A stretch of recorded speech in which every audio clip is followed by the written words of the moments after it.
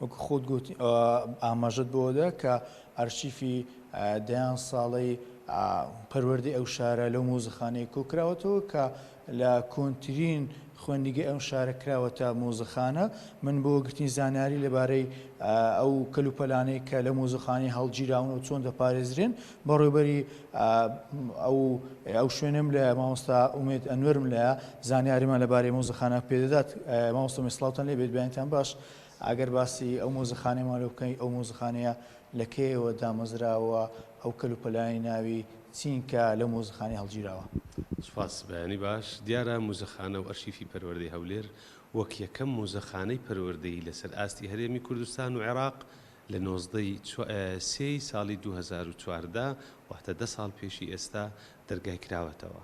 بەر لەوەی مۆزەخانە بێت باڵەخانەی یەکەم قوتابخانە بۆ لە شاری هەولێر کە لە ساڵی 1928 لە سەردەمی مەلیک فەیسەڵی یەکەم دروست کراوە. دوای ساڵانێکی زۆر لە دەرچوونی قوتابیان و خوێندکاران لەم قوتابخانەیە دواتر حکوومەت باڵەخانەکە چۆڵ دەکات لەبەر ئەوەی کۆن دەبێت و دەکەوێتە چەقی بازار.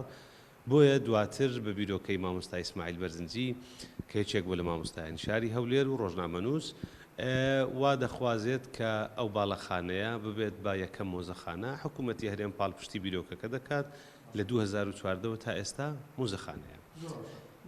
ئەگەر باسی ئەوم لە بکەی ئەو مۆزەخانەیە چی تێدا هەڵگیراوە و چۆن ینی پارێزگاری لەو کەلوپەلانی ناوی دەکەن؟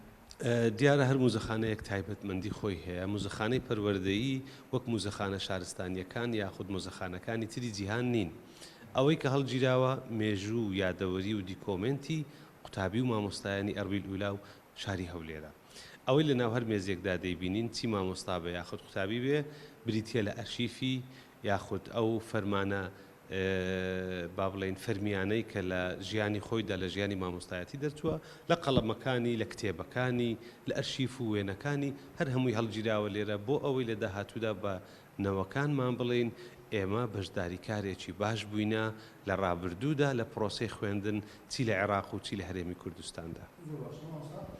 من پێش ئەوەی داخل ئەو ڕاستەخۆی بم سەرنجمدا ئەم دەستگایە ئەگەر جنابتان لەگەڵ بی بزانین ئەم دەستگایە چییە؟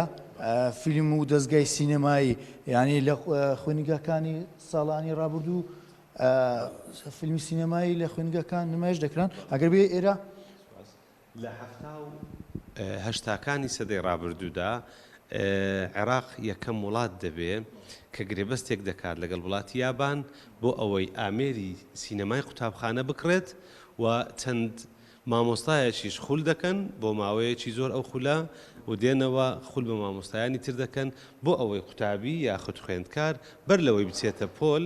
بۆ نمونە ئەگەر بین باسی ئەوە بکەین حیاتن نەفتە ژیانی ڕووەک دەبینین مامۆستا دەخولەکێک لەو ژوورە یاخود لە ژوورێکی تر کە تایبەت کراوە بە سینەمای قوتابخانە قوتابی لە جیاتی داتاشۆ و کاتە داتاشۆ نەبووە فیلمێک دەبینێت لەسەر ژیانی ڕووەک کە دەچنەوە پۆل بێ ئەوەی کەس کتێبەکەی کرد بێتەوە یاخود بێ ئەوەی کەس خوێندی بێ هەر هەمویان وەڵامی پرسیارەکانی مامۆستا دەزانن. کەواتە ڕابردووی پەروەردەیمان زۆر ڕۆشن بۆ لەو وڵاتە و لەو هەرێمە. ئەوە بریتە لە ئامێری سینەمای قوتابخانە کە لە قوتابخانەیەکی نۆرمەلی وەکو ئەربیل ئولا هەبووە قوتابخانەیەکی ئاسایی هەبووە. کۆنترین کەلوپەل چێ لێرە هەڵگیرا بێت و مابێت و ئێوە پارێزگاریتان لێکرد بێت؟ کۆنترین کەلوپەل بریتە لە تۆماری مامۆستایان و تۆماری قوتابیان کە بۆ 20ەکان و 30ەکانی سەدەی ڕابردوو دەگەڕێتەوە کە تا ئێستا بە ئەمانەتەوە پارێزراوە و دیکۆمنتێکی باشە بۆ کورد دیکۆمنتێکی باشە بۆ هەر هەمومان بۆ ئەوەی بتوانین ئەوە بڵێن کە ئێمە بەشداریکارێکی باش بووینە لە ڕابردوودا بۆ پەروەردە و فێرکردن لە وڵاتەدا.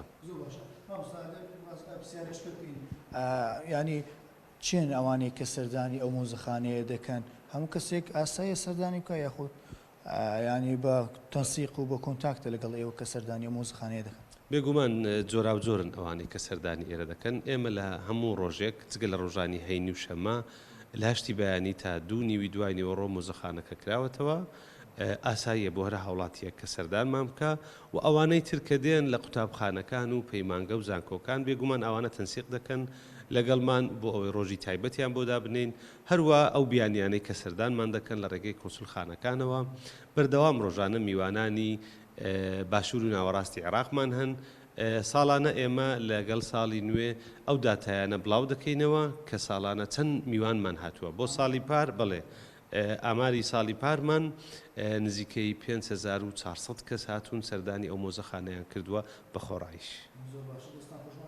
کۆتا پرسیار ئەگەر باسی ئەوی بکەین ئەو کێشە و گرفتانە چین ئێوە وەکو مۆزەخانەی ئەرشیفی هەولێر ڕوبەڕووتان دەبێتەوە یاخود داواکارێک لەلایەنی پەیوەنددار لە حکوومەت یاریمی کوردستان؟ وەک لە سەرەتا گوتمان مۆزەخانەکە تایبەتمەندی خۆی هەیە وەکو مۆزەخانەیەکتر نییە تۆ کەلوپەلێکت هەبی تەمەنی 2000 ساڵوی بیپارێزی لە شوێنێک دایبنی.